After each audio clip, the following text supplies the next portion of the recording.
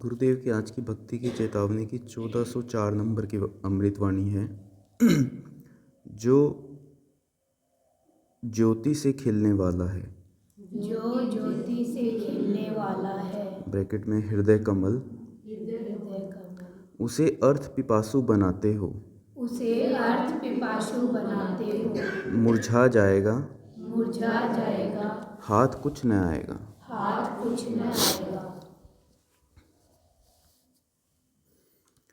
जो ज्योति से खिलने वाला है, उसे अर्थ पिपासु बनाते हो, मुरझा जाएगा, हाथ कुछ न आएगा। इसमें सदगुरुदेव ये कहना चाह रहे हैं कि हमारा जो हृदय कमल यानी कि जो मन है ना, वो ज्योति से खिलने वाला है।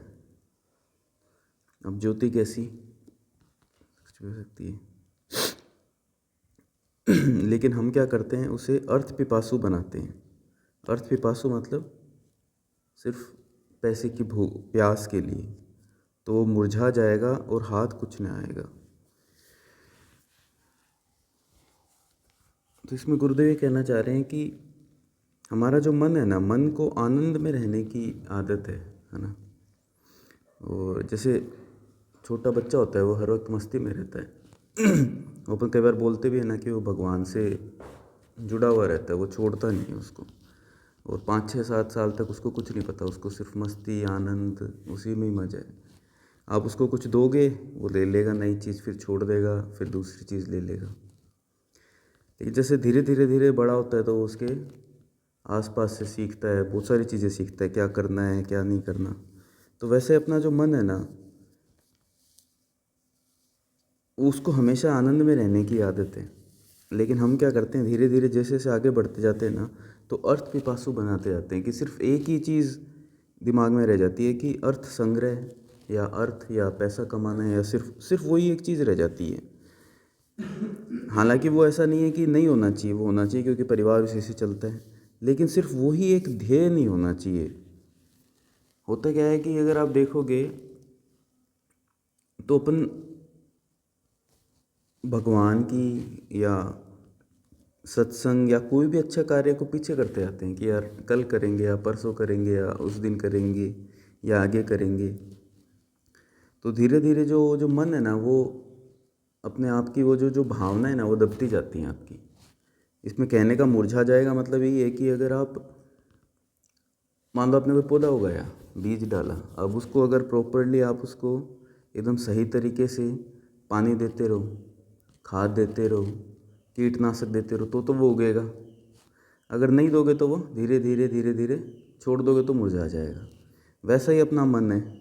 मन इच्छा तो करता है, इच्छा सबकी होती है शुरुआत में, लेकिन धीरे धीरे जैसे जैसे उम्र बढ़ती जाती है और अपन उसको क्या दबाते जाते हैं ना, उन इच्छाओं को, भगवान वाली या अच्छे संग की या सत्संग की या कुछ अच्छा कार्य करने की, तो वो धीरे धीरे मुरझा जाएगा और उसके बाद हाथ कुछ ना आएगा। फिर हमको लगता है कि यार एक समय ऐसा आएगा जब अपन कुछ ना कुछ कर लेंगे, बट तब तक तो, क्योंकि जीवन का जो चक्र है ना, वो चलता रहेगा। वो ऐसा नहीं है कि क्योंकि कभी हम बच्चे थे, आज हमारे बच्चे हैं, फिर उनके बच्चे होंगे, तो ज़िंदगी तो चलती रहेगी। हर दिन हर रात होती रहेगी, हर दिन आएगा, हर दिन कुछ नया कार्य होगा आपका, हर दिन की एक गतिविधि होगी कि हाँ भी मुझे आज ये करना है, मुझे कल वो करना है।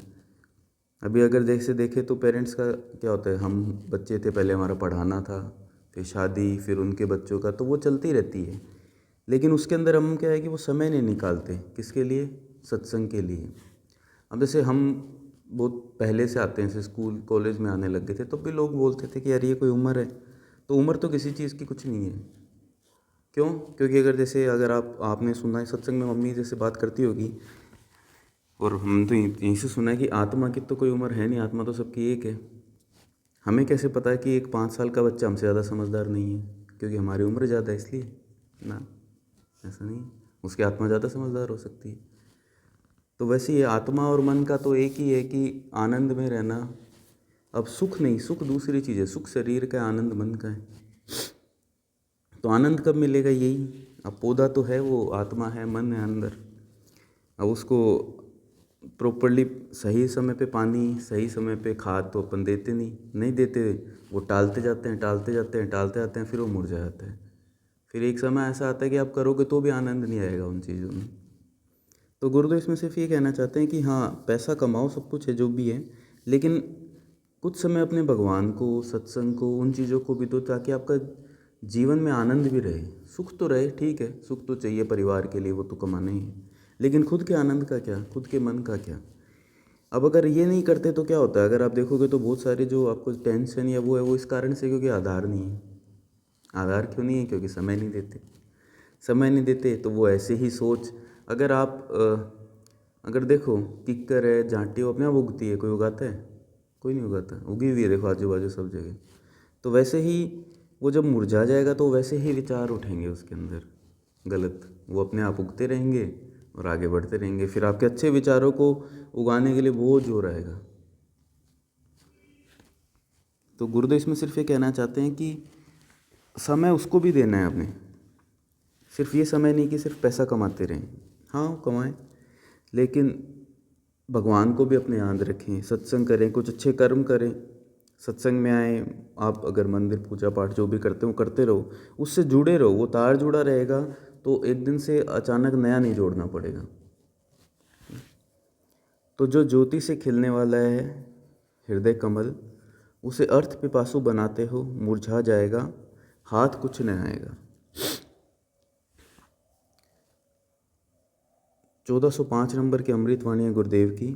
घर न छोड़, घर न छोड़, धर प्रिय के चरण, धर प्रिय के चरण, बड़े कोमल हैं, बड़े कोमल है, उजड़ा घर बसेगा, उजड़ा घर बसेगा, आनंद कानन बन जाएगा, आनंद कानन बन जाएगा, प्रिय बस में हो जाएगा, प्रिय बस में हो जाएगा, मान मान व्यर्थ अभिमान की बातें छोड़, व्यर्थ अभिमान की बातें छोड़, घर न छोड़। घर न छोड़।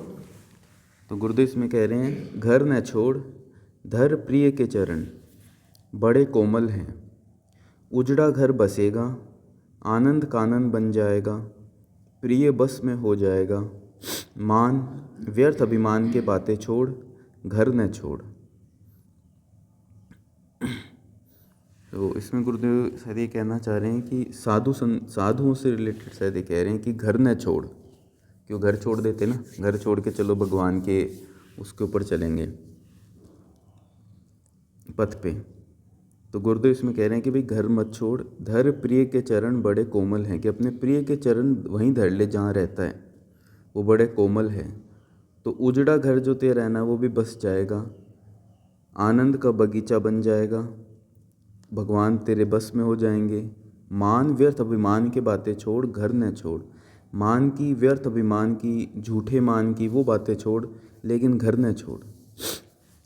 अब इसको इसलिए कहते हैं क्योंकि इसको इसी से जोड़ दिया गया है कि भाई भगवान है ना, गृहस्थ में कैसे मिलेंगे, है ना, उसके लिए तो घर ही छोड़ना पड़ेगा और साधु ही बनना पड़ेगा, बाहर ही जाना पड़ेगा। तो गुरुदेव कहते हैं उसको करने की ज़रूरत नहीं है। जैसे एक संतमणि में है ना, संतमणि में है या आनंद नंबर किसी तो किताब में है गुरुदेव की, कि उसमें बोलते हैं ना कि भाई आप जब घर का कार्य कर रहे हो तब भी आप भगवान को याद कर सकते हो, कि भगवान को याद करने के लिए अलग से बैठने की ज़रूरत है नहीं। क्योंकि आपका मन, अगर देखें मन, जैसे पहली वाणी थी मन की, मन और विचार तो कहीं ना कहीं तो जाएंगे। आप कुछ भी करो, आप चाहे कुछ भी कर रहे हो, वो कहीं और जाएगा, कार्य आप कुछ और कर रहे होगे। अगर आप देखो जब सबसे पहली बार, उसी से देते हैं, आपने पहली बार जब रोटी बनाई होगी तो सबको आपको जोर आया होगा ना, जो मतलब वो गोल नहीं बनती और सब्जी सही नहीं बनती। आज अगर नींद में भी उठा के कोई आपको बोल दे कि भाई खाना बना दो, आप ही बना दोगे, cut cut cut cut cut cut cut cut. क्यों? क्योंकि अपना दिमाग ही ऐसा है, अपने को अब आदत है। जैसे मैं गाड़ी चलाता हूँ, अगर शुरुआत में जब मैंने गाड़ी चलानी सीखी थी तो सीखी थी, आज कार दे दो, बैठा दो, वो चलती रहेगी, वो सोचना नहीं पड़ता। क्यों? क्योंकि आपका जो दिमाग है उसके अंदर वो फीड हो गया कि हाँ भाई ऐसे चलती है और चलानी आती है। तो उस समय मन क्या कर रहा है? मन तो कुछ नहीं कर रहा। इसको मसल मेमोरी बोलते हैं, मतलब आपकी मांस की मेमोरी, मतलब आपको अपने हाथ, आपके हाथ अपने आप चलने लग जाते हैं। अगर आप देखोगे तो रोटी अपने आप बिलने लग जाती है, लो हो गया। आप कहीं और ध्यान है, करते करते भी आप सब कुछ कर लेते हैं अपन। हम जैसे गाड़ी चलाते हैं तो हाँ इधर भी देख लेते हैं, उधर भी, अब कुछ नहीं करना पड़ता, चलती रहती है अपने आप। तो उस समय क्या मन उस पर लगा हुआ है, उस टाइम तो पूरा कंसंट्रेशन करते हैं कि दिमाग मन सब एक जगह। तो कुछ भी कार्य करते करते भी भगवान को बजा जा सकता है। इसीलिए अपना जो सत्संग है वो गृहस्थ का सत्संग क्यों बोलते हैं गुरु, मतलब क्यों बोला गया है, क्योंकि उसके लिए अलग से समय देने की ज़रूरत नहीं है ना। हाँ, सत्संग में आने के लिए वो एक समय देना पड़ता है, वो देना भी चाहिए, क्योंकि कुछ तो कहीं तो अच्छा लगाएं काम। क्योंकि अगर आप बाहर, जैसे अभी जो मैं बोला कि जो गलत पेड़ पौधे अपना बुगते रहेंगे, अगर नहीं कहीं सत्संग में बैठोगे, अच्छे संग में बैठोगे, सत्य के संग में बैठेंगे, तो वो चीज़ें तो चलती रहेंगी। तो घर छोड़ने की कोई ज़रूरत नहीं है। क्यों? क्योंकि भगवान को, अपने गुरुदेव को, आप वाणी के बारे में भी सोच सकते हो, संत वाणी में कुछ पढ़ा वो भी सोच सकते हो, कुछ यहाँ बोला गया वो भी सोच सकते हो, और असीम जय जयकार कुछ भी कभी भी कुछ भी कर सकते हो। उसके लिए कोई अलग से बैठने की ज़रूरत नहीं है। तो घर छोड़ने की ज़रूरत नहीं है। इसमें तो आई थिंक साधुओं के लिए बोल रहे हैं कि घर न छोड़, धर प्रिय के चरण, जहाँ है वहीं धर ले, वो बड़े कोमल हैं। वो ये नहीं चाहता कि हम कष्ट पाएं, अलग से जाके कुछ करें। हाँ, कुछ लोगों का जीवन वैसा उसने बनाया होता है कि उन्हें वही पथ चल के और वो पाना होता है, लेकिन हमारा नहीं, क्योंकि हम इस सत्संग में हैं। तो उजड़ा घर बस जाएगा, जो जीवन में जो ऊंच नीच ऊपर नीचे हो रही है वो भी सही हो जाएंगी। उजड़ा घर बस जाएगा, आनंद का बगीचा बन जाएगा, और आपका प्रिय आपके बस में हो जाएगा। फिर सब आपके बस में, आपका प्रिय आपके बस में है। प्रिय बस में कैसे है? क्योंकि अब हम कभी भी उसको याद कर सकते हैं, किसी भी समय। हमें अलग से कुछ करने की ज़रूरत नहीं है। सबको ये लगता है कि जब तक मैं ये मंदिर ही जाके नहीं करूँगा। हाँ, मंदिर की एक, जैसे सत्संग में अपन आते हैं, मंदिर में आते हैं, कई बार बोलते हैं कि मंदिर जाना ज़रूरी है, सत्संग जाना ज़रूरी है। अगर आप यहाँ देखोगे तो यहाँ का जो इन्वायरमेंट है वो अलग है, घर का कुछ अलग होता है।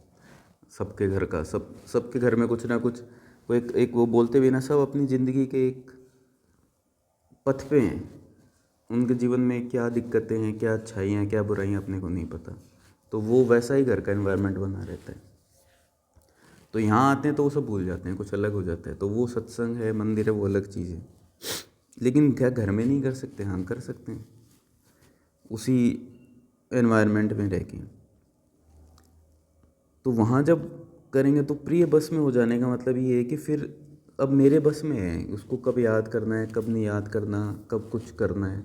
अलग से मेरे को जाके कुछ करने की ज़रूरत नहीं है। हाँ, ऐसा नहीं है कि यहाँ नहीं आना, क्योंकि होगा क्या कि आप वही है ना कि एक जैसे गड़बड़ पौधा होगा, वो थोड़े दिन तक तो बाकी नहीं उगेंगे, लेकिन धीरे धीरे और भी उगने लग जाएंगे। तो बाकी सब लोग अगर परिवार में उसमें सत्संग में नहीं आते, या मंदिर या कुछ भी पूजा कुछ भी नहीं करते, तो हम भी धीरे धीरे उनके जैसे होने लगते हैं।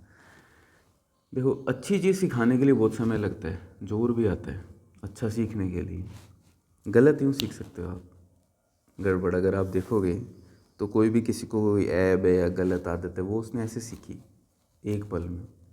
आप यहाँ ला के बताओ किसी को, सत्संग में कोई आएगा ही नहीं। कोशिश कर लो, चाहे बहुत जोर आता है, लोगों को बताना पड़ता है, समझाना पड़ता है। तो वैसे ही है कि सिर्फ रहना तो घर में ही है, लेकिन साथ में यहाँ पे भी आना है, और वहाँ पे रहते रहते भी भजना है। तो जब आप उनको याद करते हो तो और चीज़ों के ऊपर भी असर पड़ता है परिवार में। तभी बात आती है कि मान व्यर्थ अभिमान की बातें छोड़। मान व्यर्थ अभिमान तभी आता है, वो साथ में परिवार में ही आता रहता है धीरे धीरे, सिर्फ अपना नहीं है। तो उसके लिए घर छोड़ने की ज़रूरत नहीं, वो सब पीछे छूटता चला जाएगा। तो गुरुदेव कह रहे हैं, घर न छोड़, धर प्रिय के चरण, बड़े कोमल हैं, उजड़ा घर बसेगा, आनंद कानन बन जाएगा, प्रिय बस में हो जाएगा, मान व्यर्थ अभिमान की बातें छोड़, घर न छोड़। व्यर्थ अभिमान की बातें तो छोड़नी पड़ेगी, हमें रहता है छोटी छोटी चीज़ों का। गुरुदेव की सारी वाणियाँ मेरे को ऐसा लगता है कि वो जीवन के बारे में ही वैसी ही हैं। मैं खोलता हूँ हर बार, वैसी सी वाणी मेरे को मिलती है कि व्यर्थ अभिमान है। व्यर्थ अभिमान की भाई अगर आप देखोगे तो छोटी छोटी चीज़ों का अभिमान है कि हाँ भाई मेरे पास ये है, तेरे पास क्या है, उसके पास वो है, मेरे पास ये है, तो मैं बड़ा कि वो बड़ा, उसकी दुकान बड़ी, मेरी दुकान छोटी, उसके बच्चे ये कर रहे हैं, मेरे बच्चे ये नहीं कर रहे। और वो सिर्फ वो है क्या, एक छोटी सी, आपको ऐसा लगता है कि ये रहेगा कभी? जैसे मैं कभी आता हूँ यहाँ पे, कई बार सोचते हैं, दिमाग में ऐसी चीज़ आती है कि देखो जीवन की तो सच्चाई एक दिन तो सबने जाना है ना। गुरुदेव भी नहीं है, शरीर है, चला जाएगा, तो फिर क्या, फिर कौन करेगा, फिर कौन सा मान और अभिमान क्या है कि मेरे पास क्या था और क्या नहीं था गाड़ी। हाँ, ऐसा नहीं है कि उसमें ये जैसे बोलते हैं ना कि सब छोड़ दो, त्यागना नहीं है। त्याग और भोग, जैसे अपने एक संतमणि में भी है कि त्याग का भोग बहुत बड़ा है, लेकिन परिवार में रहते हो वो कैसे करेंगे? वो पढ़ना संत में, मेरे को पता नहीं कौन से नंबर के संत में भी याद नहीं। तो भोग तो है, भोगना तो है ही, हाँ, और कमाना भी है, करना भी है, त्यागना पूरा नहीं है। लेकिन त्यागना क्या है? मान और व्यर्थ अभिमान। उसमें अभिमान या व्यर्थ अभिमान नहीं आना चाहिए कि हाँ, वो ईगो बोलते हैं उसको। एक होता है सेल्फ रिस्पेक्ट, एक होता है ईगो। सेल्फ रिस्पेक्ट होना चाहिए, ईगो की ज़रूरत नहीं है, व्यर्थ अभिमान की ज़रूरत नहीं है। और हमें वो आएगा ही आएगा। आप सिर्फ संसार में रहोगे तो अभिमान आएगा, आप नहीं रहोगे तो भी आएगा, यहाँ होगे तो भी आएगा। आए तो गा, गुरुदेव भी कहते हैं कि हाँ वो आएगा, लेकिन उसको कंट्रोल करना कैसे होगा? वो आपका गुरु ही बताता है आपको कैसे होगा। तो गुरुदेव से इसमें कह रहे हैं कि गृहस्थ में रहे, अपने घर में रहे, और उसको पकड़ के रख वहाँ पे भी, तो सब अच्छा होगा। तो गुरुदेव की आज की 2 अमृत वाणियाँ हैं, 1404 और 1405 नंबर की। 1404 की है, जो ज्योति से खिलने वाला है हृदय कमल, उसे अर्थ पिपासु बनाते हो, मुरझा जाएगा हाथ कुछ न आएगा। 1405 नंबर की है, घर न छोड़ धर प्रिय के चरण बड़े कोमल हैं, उजड़ा घर बसेगा आनंद कानन बन जाएगा, प्रिय बस में हो जाएगा मान, व्यर्थ अभिमान के बातें छोड़ घर न छोड़।